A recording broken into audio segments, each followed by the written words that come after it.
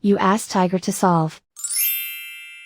This deals with linear equations with one unknown. The final result is x equals 6. Let's solve it step by step. Simplify the expression.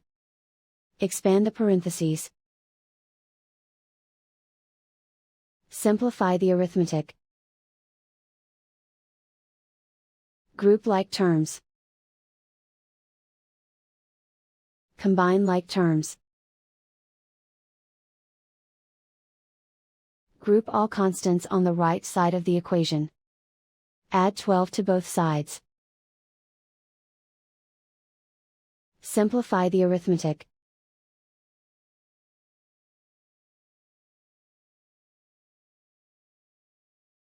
Isolate the x.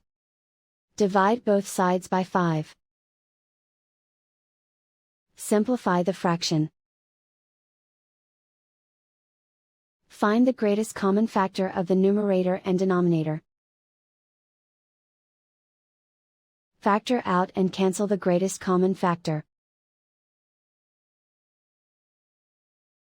And so the final result is x equals 6.